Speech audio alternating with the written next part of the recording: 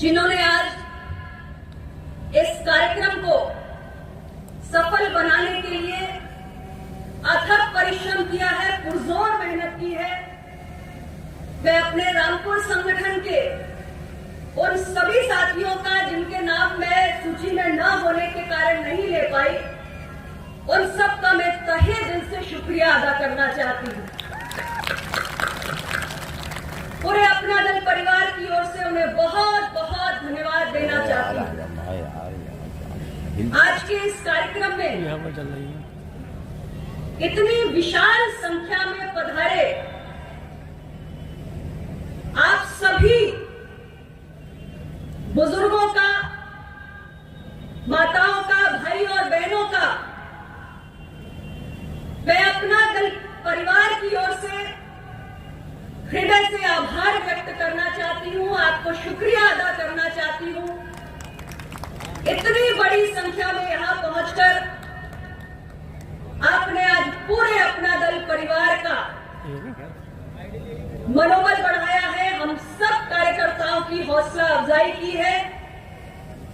पुनः सबको दिल से बहुत बहुत शुक्रिया, बहुत बहुत धन्यवाद, आभार। हमारे मीडिया के भाइयों का भी मैं अभिनंदन करना चाहती हूँ। हमारे सुरक्षा कर्मी जो लगे हुए हैं उनको भी धन्यवाद देना चाहती हूँ। नवंबर का महीना है, लेकिन दिसंबर का महीना है, लेकिन इतनी चिलचिलाती धूप को इतने लंबे समय से आप सभी बर्दाश्त कर रहे हैं। यह अपने आप में इस बात को साबित करता है कि आप अपना दल को कितना प्यार करते हैं, और हम इस प्यार के लिए आपको बहुत बहुत आभार व्यक्त करना चाहते हैं। आज आप सबके बीच एक बार पुनः इस रामपुर जनपद में आकर बहुत खुशी हो रही है, बेहद प्रसन्नता हो रही है। कुछ ही समय पहले रामपुर में स्वार टांडा की जनता ने परिवर्तन का बिगुल फूंकने का काम किया था, और हमारे भाई शफीक अंसारी जी के रूप में आपने अपना दल को एक बहुत बेहतरीन तोहफा दिया।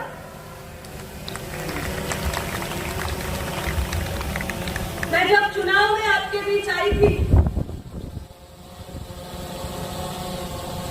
तब मैंने कहा था कि हमारे भाई शफीक की लोकप्रियता ऐसी है कि जिस दिन ईवीएम का बटन दबेगा उस दिन इन पर वोटों की बारिश होगी।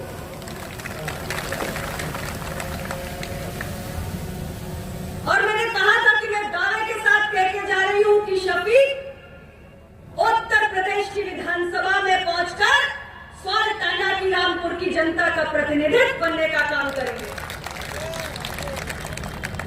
अपना दल के प्रत्याशी के रूप में आपने अपने एक बेटे को, अपने भाई को, अपने बीच के किसी अपने को अपना नुमाइंदा बनाकर उत्तर प्रदेश की विधानसभा में भेजने का काम किया है।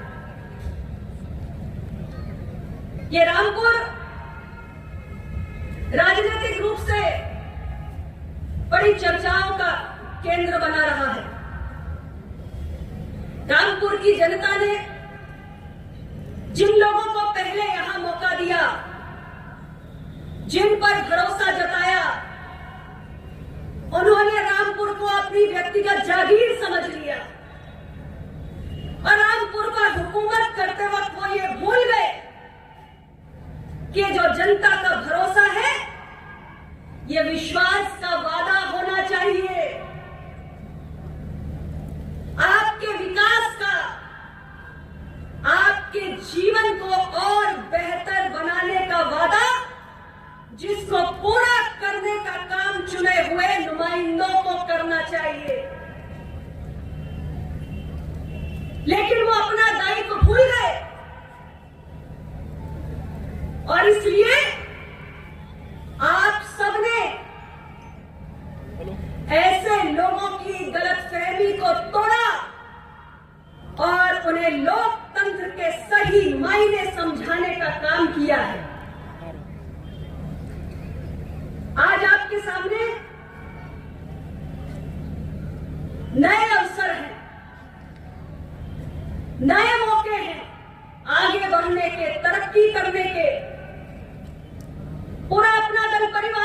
बीच में है। अपना दल को आपने अपने दिल में बसाया, इसके लिए तो हम आपको शुक्रिया कहने आए ही हैं। साथ में यह भरोसा भी दिलाने आए हैं कि अब स्वारटांडा के साथ साथ ये पूरा रामपुर प्रगति के पथ पर अग्रसर होगा। उत्तर प्रदेश की सरकार और भारत की सरकार, ये दोनों की मंशा है कि इस जिले के निवासियों के जीवन में सुधार हो। सरकार की तमाम योजनाएं, छोटी से छोटी, बड़ी से बड़ी, सब आपके बीच में पहुंचेंगी। और इसलिए मैं आपसे सिर्फ इतना ही कहूंगी कि पुराने काले इतिहास को भुलाने का वक्त आ गया है। छोड़ो कल की बातें, कल की बात पुरानी। नए दौर में लिखेंगे रामपुर की नई कहानी।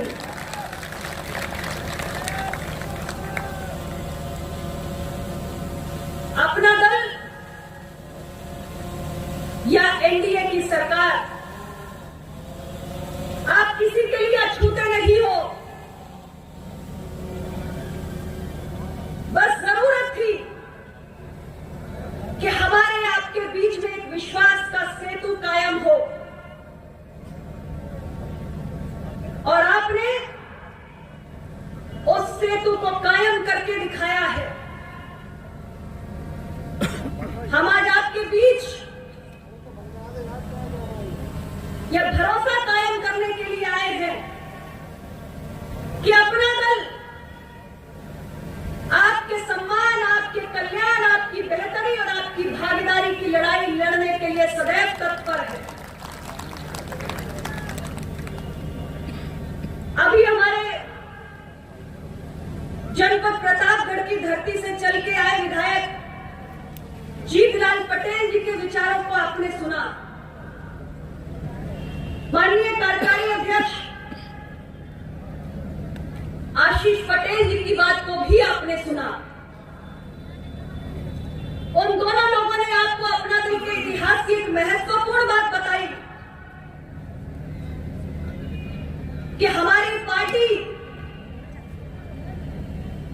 अपना दल ने अपनी सबसे पहली राजनीतिक सफलता जब चुने हुए प्रतिनिधि के रूप में हासिल की तो प्रतापगढ़ की धरती से हासिल की। और सबसे पहला जो हमारा विधायक जीता वो मुस्लिम समुदाय से था।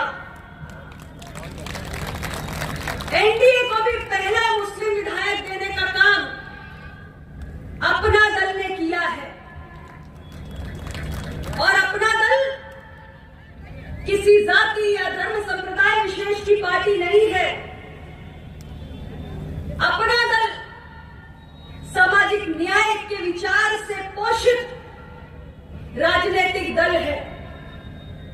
हमने सदा जो विकास की मुख्य धारा से वंचित है, दबा कुचला, कमजोर, गरीब, पिछड़ा, पसमानदा, दलित, उसकी भागीदारी की बात की है।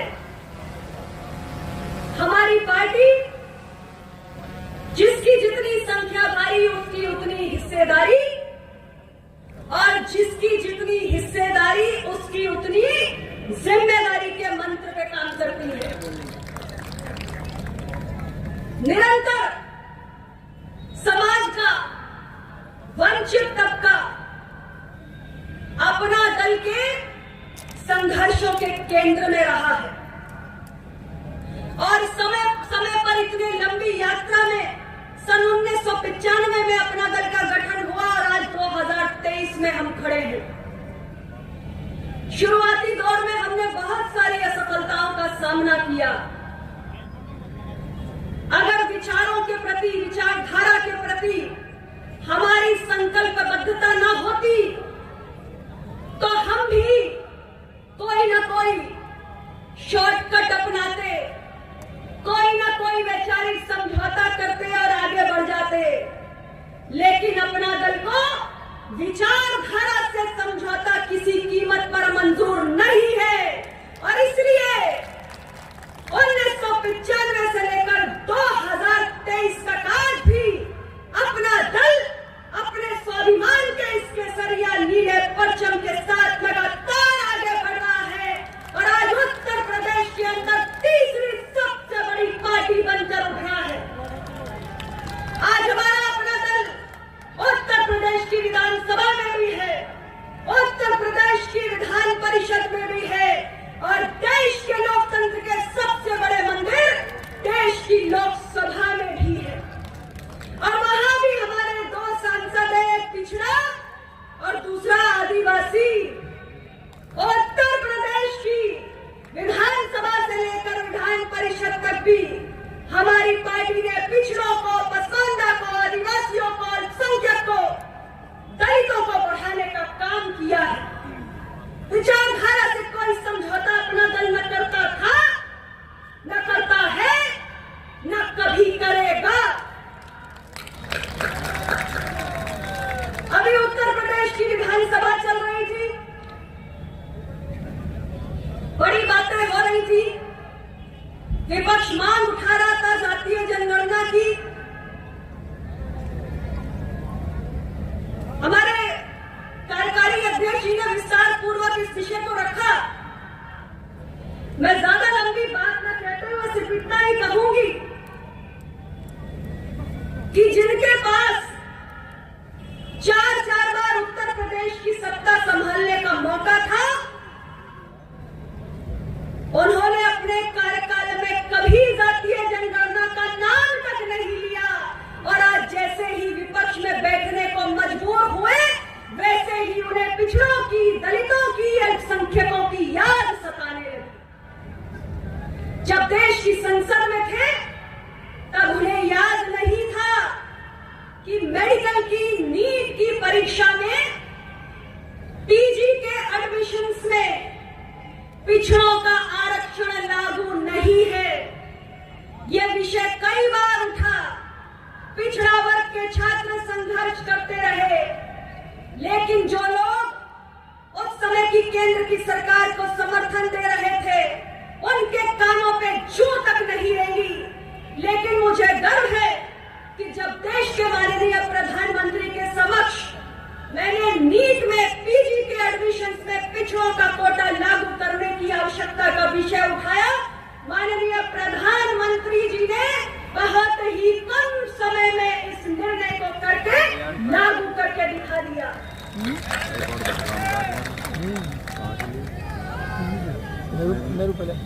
आप अभी सुन रहे होंगे, अखबारों में पढ़ रहे होंगे, हमारे देश की माननीय राष्ट्रपति महोदया जी भी न्यायपालिका में सामाजिक विविधता की वकालत कर रही हैं। हमारी पार्टी, अपना दल ने निरंतर लोकतंत्र के सभी स्तंभों में विधायिका, न्यायपालिका, कार्यपालिका और यहां तक कि जिसे हम लोकतंत्र का चौथा स्तंभ कहते हैं, हमारे देश का मीडिया, हमने लोकतंत्र के इन चारों स्तंभों में निरंतर सामाजिक विविधता के नियम की वकालत की है। यानी अगर लोकतंत्र को सशक्त करना है तो लोकतंत्र को समावेशी बनाना होगा और जो लोकतंत्र जितना अधिक समावेशी होगा उतना अधिक सशक्त होगा।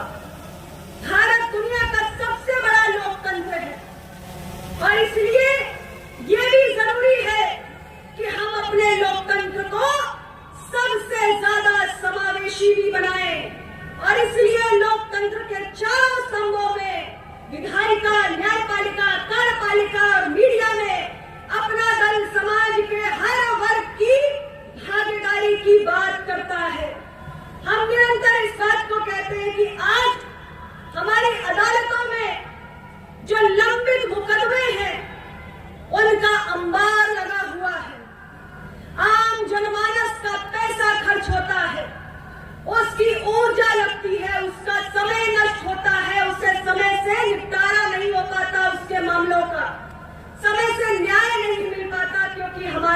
न्यायाधीशों की संख्या कम है। आज भी देश में 10 लाख की आबादी पर महज 20-21 न्यायाधीश हैं।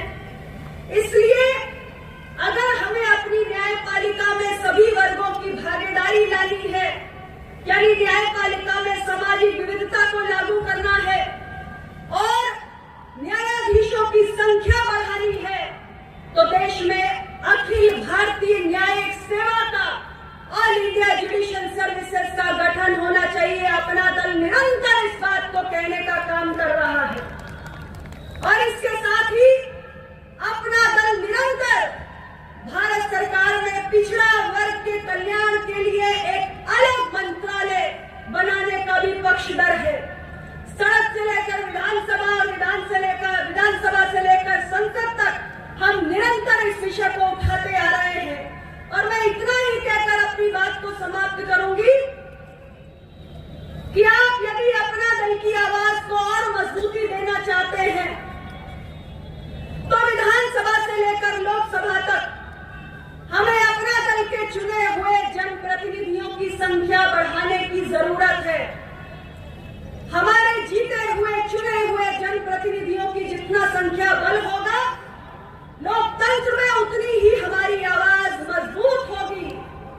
लोकतंत्र पूरी तरीके से संख्या बल का खेल होता है और इसलिए आने वाले समय में आज अपना दल जो उत्तर प्रदेश की तीसरी सबसे बड़ी पार्टी है, यह महज एक पड़ाव है। हमें इसके और आगे जाना है। हमारी मंजिल बहुत दूर है। पार्टी का बहुत विस्तार करना है आसपास के अनेक जिलों में भी, और उसके लिए हमें आप सबके सहयोग की आकांक्षा है। मुझे पूरा विश्वास है कि इतना बड़ा अपार जनसमूह जो आज इस मैदान में उमड़ा है, वो अपना दल का सिपाही बनकर एक एक जिले में उत्तर प्रदेश के अंदर अपना दल के संगठन को मजबूत करते हुए उसे नई ऊंचाइयों पर ले जाने का काम करेगा। इन्हीं शब्दों के साथ पुनः मैं अपने रामपुर के जिला संगठन को, अपने माननीय विधायक को, सभी नेताओं कार्यकर्ताओं को और आप सबको हृदय से धन्यवाद देती हूँ। आपका बहुत बहुत आभार। नमो बुद्धाय।